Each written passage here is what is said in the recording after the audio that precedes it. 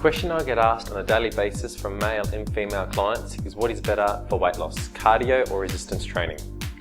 Now, I want to emphasize that the most important factor is obviously nutrition, which I'll speak about in the second part of the video. Now, every person does lose weight differently due to age, genetics and different body types, but it does come down to the person's metabolism.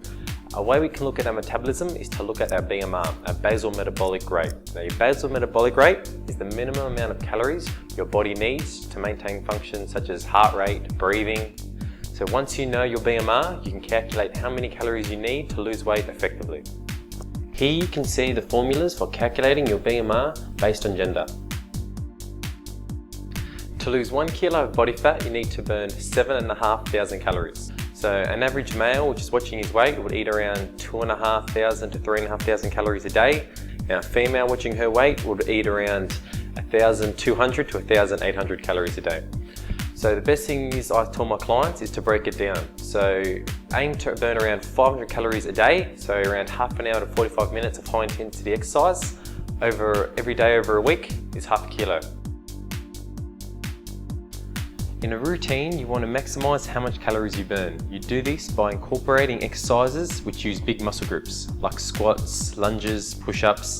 Now, the bigger muscle group you train, the higher intensity you train at, the longer duration, the more calories you're going to burn.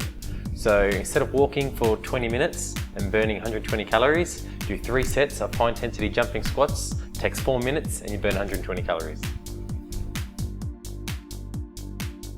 With resistance training, you do get a longer afterburn. So after an hour of lifting weights, you can burn fat up to 48 hours after the workout, obviously depending on the level of intensity that you trained at. With cardio training, you burn fat for around 7 to 8 hours after, same thing, depending on the level of intensity that you've trained at. Interval training at home.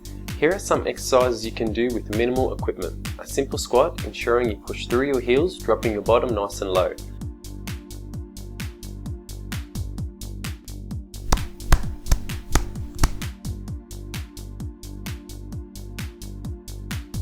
Push-ups are performed with a nice straight back, chest up, pushing through your palms with your head up. Take a step forward, nice straight back, pushing up through your heels and lifting with your quad. Sit-ups are performed, relaxing your hips, lifting with your stomach. The higher the intensity, the longer duration of the workout, the more calories you're going to burn. Now, the bigger muscle group you train, the more calories you're going to burn. So you're going to burn more calories doing a squat than you are doing a bicep curl. You look at the bicep, how small the muscle is compared to a quad, which is one of the largest muscles in the body. One thing I get all the time is that I want to burn fat here and here. Now, it's very important to understand that you cannot spot reduce body fat, which means by doing sit-ups isn't going to reduce the fat off your stomach. By doing dips isn't going to reduce the fat off the back of your triceps. You can't spot reduce the fat. Yes, you can tone that muscle on what you're training. So you train your legs, you tone the muscles in your legs, but you can't spot reduce the fat there. The fat burns as a whole. All the factors that come into it, nutrition and exercise, all comes into play.